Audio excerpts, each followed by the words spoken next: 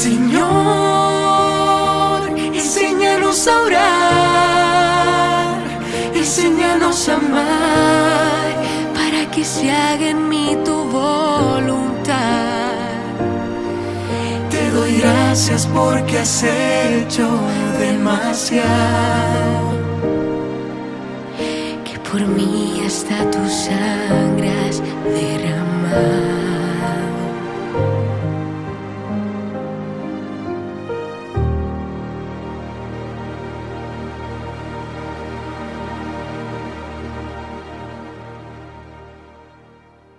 Mis queridos peregrinos, buenos días a todos. Hoy es viernes 1 de marzo, qué maravilla. Viernes 1, hoy contemplamos al corazón de Jesús. Honramos al corazón de Jesús con la tradición de la iglesia. Fíjense cómo la vida de la iglesia y la tradición de la iglesia nos va llevando a lugares espirituales, a lugares de devoción, de oración, de mucha confianza en Dios. Hoy vamos a comenzar el capítulo 3, después del capítulo 2, la tradición de la oración, en que vimos las fuentes de la oración, el camino de la oración y los maestros de la oración. Hoy comenzamos el capítulo 3, la vida de oración. La vida de oración. Es un capítulo pequeño, vamos a hablar de las expresiones o modos de orar. Vamos a hablar luego del combate de la oración, los problemas de la oración, y con esto ya nos vamos acercando hacia el final de esta primera parte. Luego vamos a terminar viendo la oración sacerdotal de Jesús, preciosa, y pasaremos ya al Padre Nuestro. Parece mentira, llevamos 2 semanas y media en este camino, bendito sea Dios. Bien, la vida de oración y las expresiones de oración. La vida de oración y las expresiones de oración. Hoy no les muestro el mapa tecnológico porque estamos en Magdala, ya la conocen, ya saben bien dónde estamos. La vida de oración tiene 3 números como introductorios, y luego nos va a hablar de las expresiones o modos de oración en la iglesia. Entonces es importantísima esta introducción, y luego hoy vamos a intentar ver la oración vocal y la meditación, para ver mañana la oración contemplativa, que es la oración más perfecta, que es la oración, la cima, digamos, de la vida de oración en el alma, en la iglesia, en las comunidades. Entonces, a modo de introducción, la vida de oración, 3 números, del número 2697, 98 y 99. 2697, 98, 99.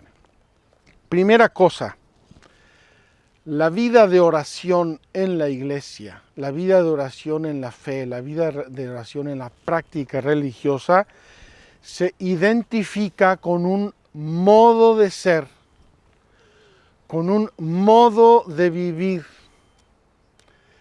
Yo no puedo tener una vida mundana y pretender tener un corazón contemplativo, orante. Yo no puedo pretender tener una vida disipada, una vida de fruslerías, de superficialidades, y llegar a la oración y estar concentradísimo en contemplación. Entonces, lo primero que tenemos que entender es que la vida de oración es una vida de oración. La vida cristiana, repito mi ejemplo de las 4 patas. La vida cristiana es una mesa de 4 patas, donde hay unas verdades de fe que tenemos que creer, donde hay unos sacramentos que tenemos que practicar para vivir en gracia, donde hay unos mandamientos que tenemos que vivir para vivir una vida moralmente buena y sana, y donde tenemos que orar. Si falta una de las otras patas, o 2 o las 3, la vida de oración no subsiste, no se sostiene. Por eso nos dice el catecismo, la oración es la vida del corazón nuevo, es un modo nuevo de ser. Cuando uno se convierte de una vida mundana, disipada, superficial o pecaminosa, se convierte a Dios, lo primero que quiere hacer es orar, le gusta orar, busca la oración. Debe animarnos en este momento. Nosotros, sin embargo, olvidamos al que es nuestra vida y nuestro todo. Por eso, los padres espirituales en la tradición del Deuteronomio y de los profetas insisten en la oración como un recuerdo de Dios, un frecuente despertar la memoria del corazón. Fíjense el reproche horrible que hace Dios al pueblo. Este corazón me honra con los labios, pero su corazón está lejos de mí. Hay una división, hay una dicotomía, hay una esquizofrenia espiritual. Labios y palabras muy bonitas, pero el corazón, que es el centro de la persona humana, está en otro lado.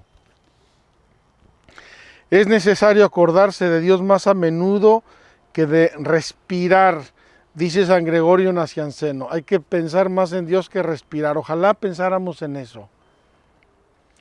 Pero no se puede orar en todo tiempo si no se ora con particular dedicación en algunos momentos. Son los tiempos fuertes de la oración cristiana en intensidad y en duración. Ya hemos dicho que nosotros no podemos estar rezando todo el tiempo. Yo trabajo o rezo, tú cocinas o rezas, el otro atiende su negocio o reza. Pero es que mi trabajo lo debo hacer oración. Es que todo lo que hago lo tengo que ofrecer a Dios y hacerlo como Dios lo quiere, bueno, bien hecho, satisfactoriamente hecho. Entonces, para que toda mi vida se convierta en una oración, tengo que dedicar unos momentos de oración. La tradición de la Iglesia propone a los fieles unos ritmos de oración destinados a alimentar la oración continua. Algunos son diarios, orar en la mañana, orar por la noche, hacer un breve examen de conciencia, bendecir la mesa, agradecer. La liturgia de las horas para algunos. El domingo, centrado en la Eucaristía, se santifica principalmente por medio de la oración. El ciclo del año litúrgico y sus grandes fiestas son los ritmos fundamentales de la vida de oración de los cristianos. El cristiano vive el Adviento, vive una preparación para la Navidad. El cristiano vive la Cuaresma, vive una preparación para la Pascua. El cristiano vive las fiestas patronales de su pueblo, de su parroquia, de su ciudad. El cristiano celebra su cumpleaños como un acto de amor de Dios, un agradecimiento. Celebra su aniversario de matrimonio o de bautizo o de confirmación. El Señor conduce a cada persona, fíjense, primero, mi vida, es mi vida la que tiene que estar orientada a Dios, sobre todo en mi corazón. Segundo, la Iglesia nos enseña momentos diarios, cotidianos, frecuentes de oración, el rosario, por ejemplo. Tercero, Dios a cada alma la lleva por un camino. Santa Teresita del Niño Jesús decía que Dios, ¿cómo era posible que Dios la amara tanto? Y dice, es que Dios es el jardinero que pasa por el jardín y que ama cada planta como es, por lo que es, y cada planta es diferente y cada planta le ofrece un perfume.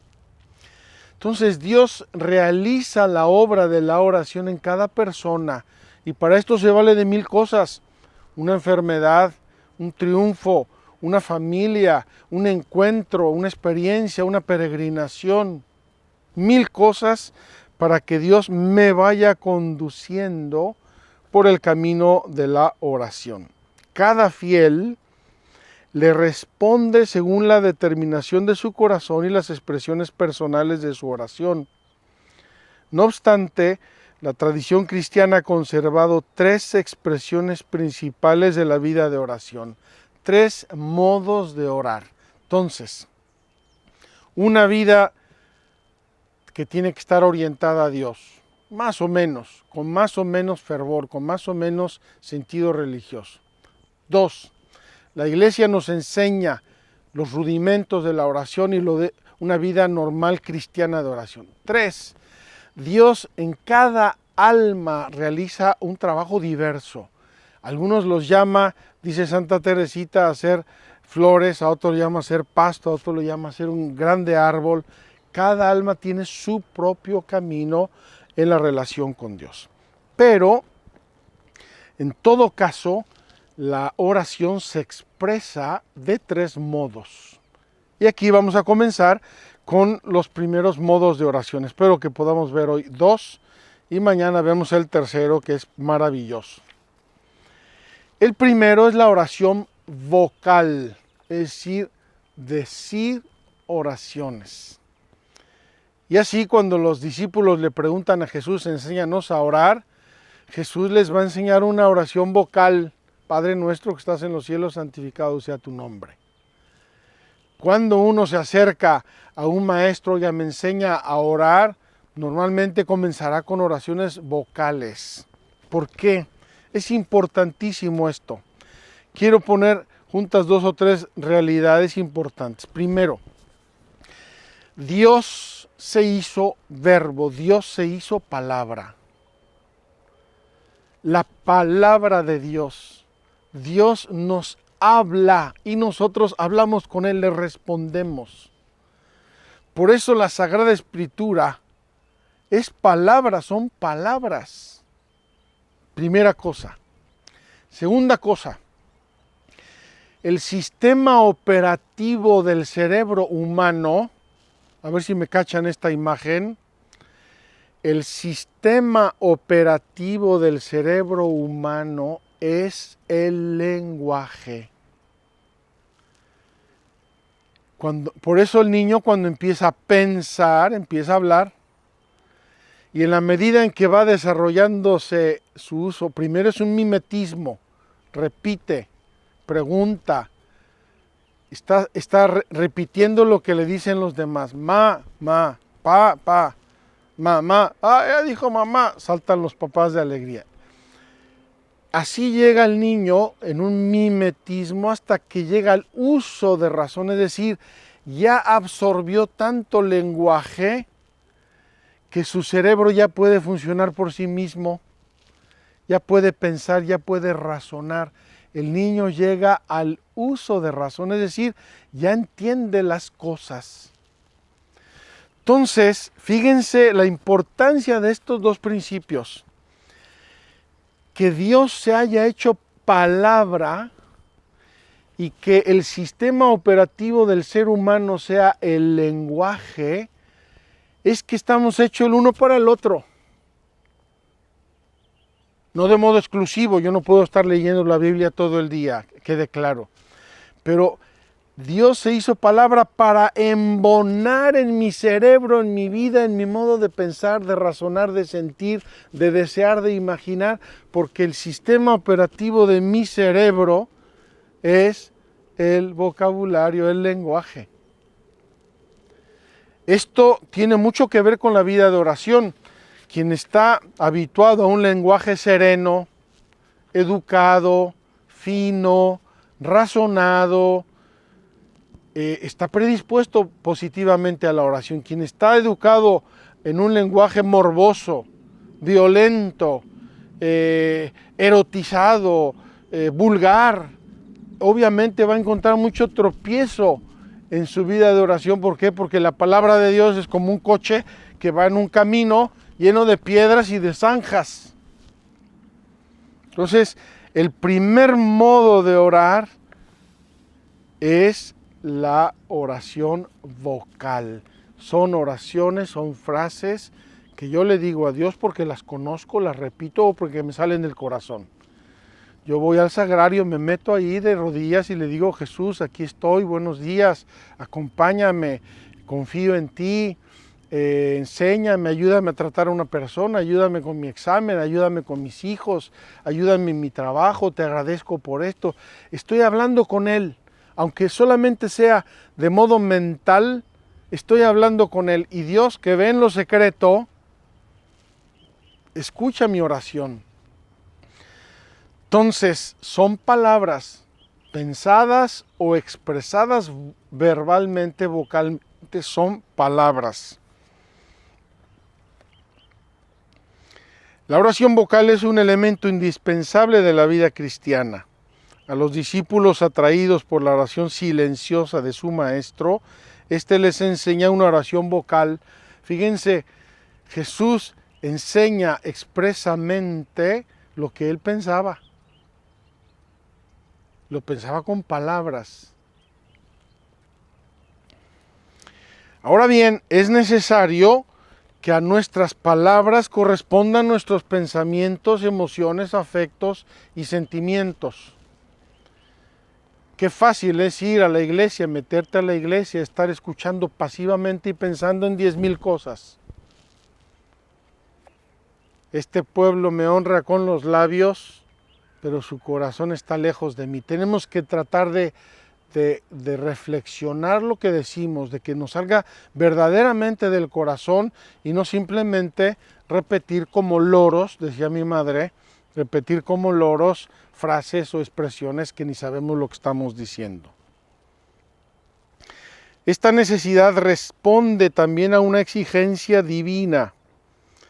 Dios busca adoradores en espíritu y en verdad.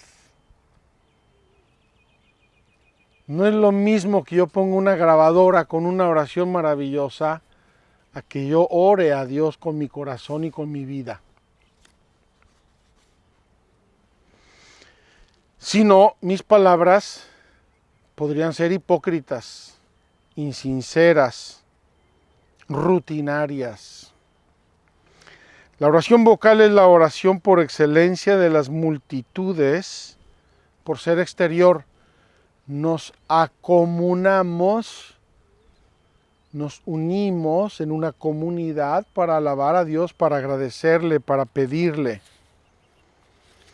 Pero incluso la más interior de las oraciones no puede prescindir de la oración vocal. La oración se hace interior en la medida que tomamos conciencia de aquel a quien hablamos.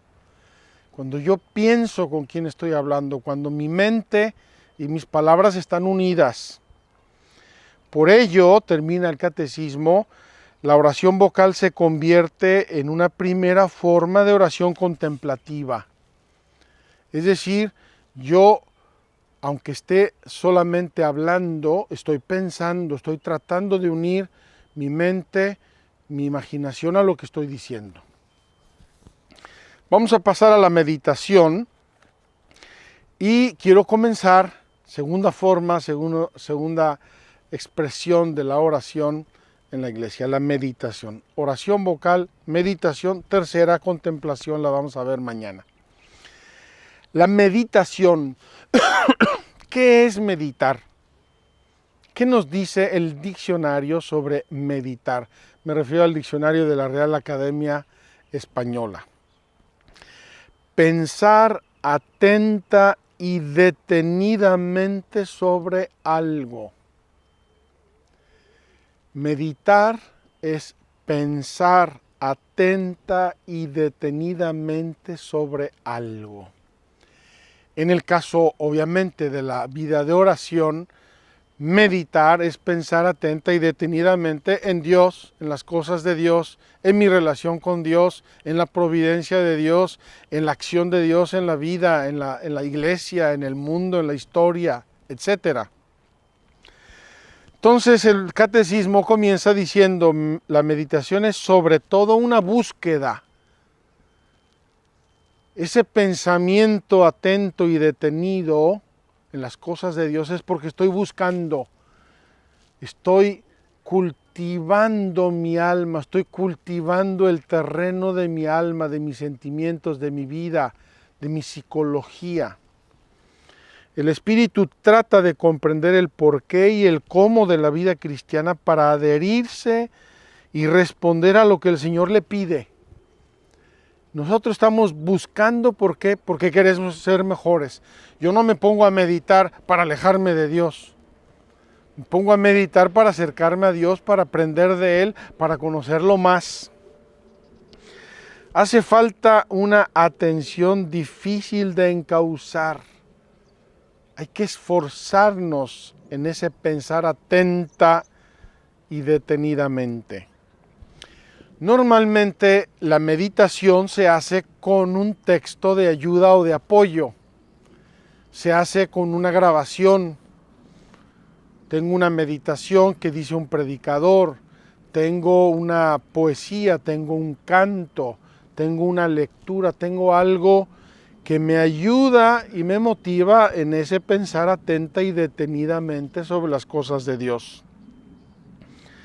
Normalmente serán las Sagradas Escrituras, el Evangelio, las imágenes sagradas, contemplar las imágenes, los textos litúrgicos del día o del tiempo, los escritos de los padres espirituales, obras de espiritualidad, el libro de la creación y de la historia, o simplemente el hoy de Dios.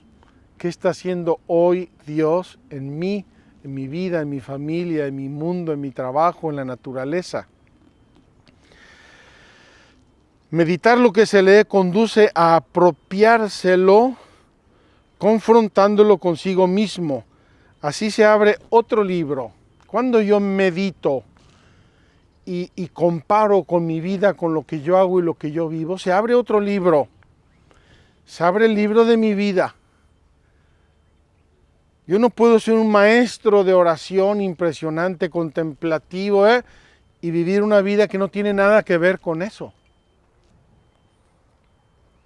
Se pasa de los pensamientos a la realidad. Según sea la humildad y la fe, se descubren los movimientos que agitan el corazón y se les puede discernir.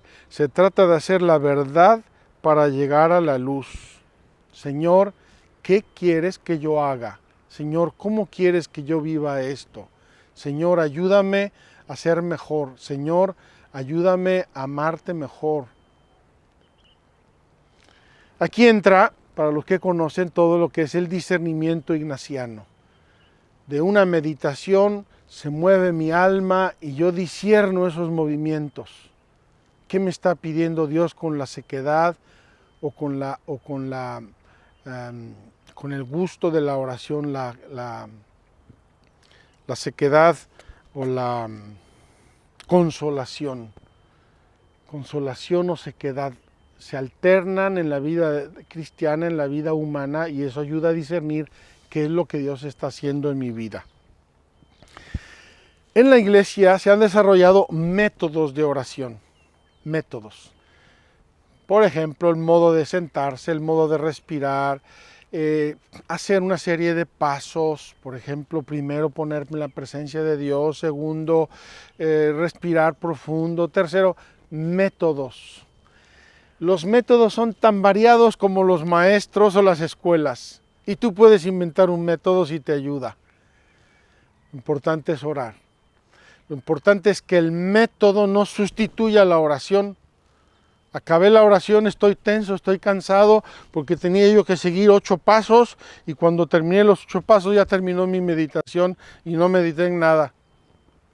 Me quedé en el método y no fui a Dios. Es verdad que los aprendices a veces se pueden permitir esto, pero no una persona avanzada en la vida de oración.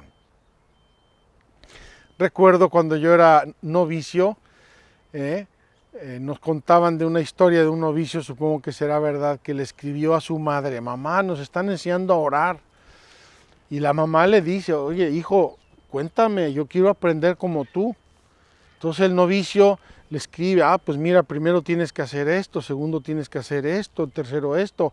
El novicio entusiasmadísimo con su vida de oración, con su aprendizaje, y la mamá le contesta: ay, hijo, me temo que no puedo seguir todas esas lecciones porque yo comienzo a decir Padre y ya no puedo seguir. Era un alma tan sencilla, tan simple, tan contemplativa, que se quedaba en la palabra Padre. No necesitaba ningún método de ninguna especie. Termino. Hay 2 o 3 elementos de la meditación que son importantes. Primero, participar con toda la persona. El grande riesgo de la meditación en muchas escuelas y en muchas personas es quedarse a nivel puramente intelectual. Entendí, leí, conocí, pero no pasé a mi vida y no lo bajé al corazón. Tenemos que bajar la meditación al corazón, a los sentimientos, a los afectos, a la vida, a mis emociones, a mi ser completo. ¿Por qué? Porque meditar en las cosas de Dios es estar en contacto con Él. No me puedo quedar frío e impasible como si no pasara nada. San Ignacio, cuando explica la oración, la meditación, dice es pensar con la inteligencia, imaginar con la imaginación, recordar con la memoria, sentir con los afectos y emociones. Es implicar a toda la persona. Y entonces verdaderamente estoy meditando. Queridos hermanos, terminamos aquí nuestra catequesis de hoy, delante del mar de Galilea. Espero que les ayude a meditar. Recuerden la grande y sencilla introducción a la vida de oración. Oramos con la vida. Tenemos que alinear nuestra vida. Tenemos que la oración vocal, hay que expresarle a Dios, expresárselo bien. Escribirlo a veces ayuda a hacer las oraciones o las meditaciones por escrito. Y meditar es buscar. Meditar es entrar en los escritos, en las experiencias, en los hechos de la vida.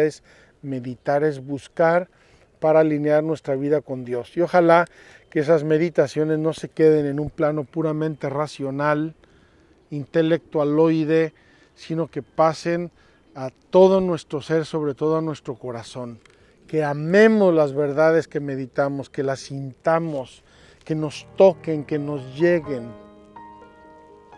Hasta mañana, que Dios los bendiga.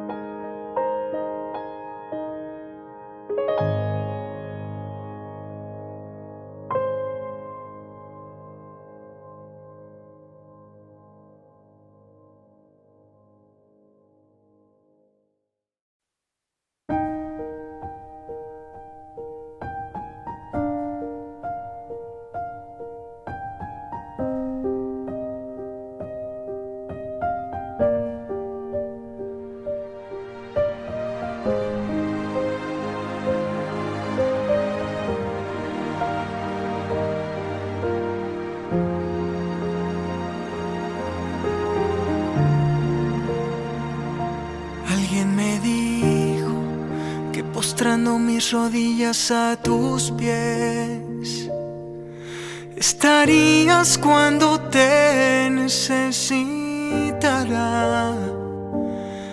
Me contó de aquella paz en tu presencia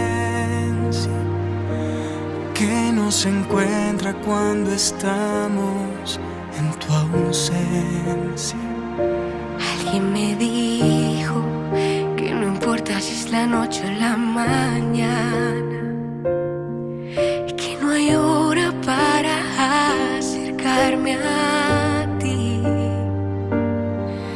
Para oírte no hace falta complicarlo, solo abrir mi corazón hasta escucharlo. Señor,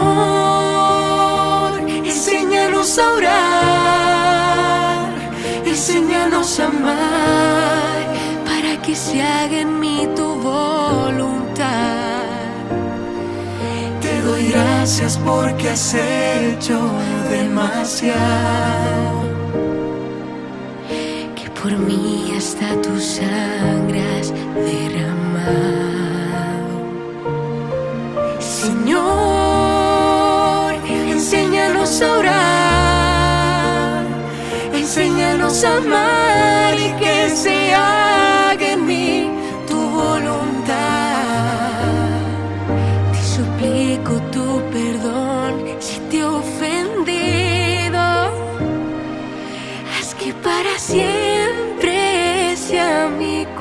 corazón como el de un niño.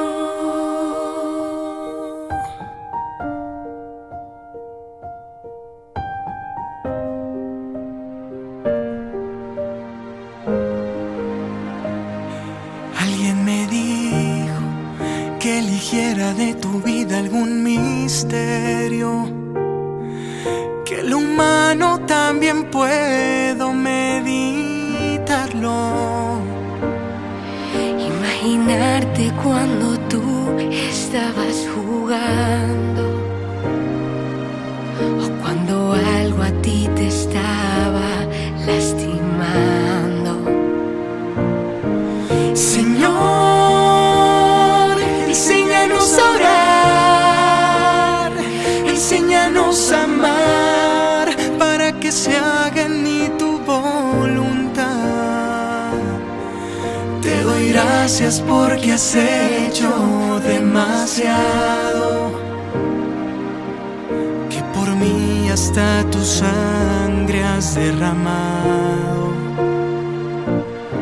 Señor, enséñanos a orar, enséñanos a amar, y que se haga en mí tu voluntad. Te suplico tu perdón si te he ofendido.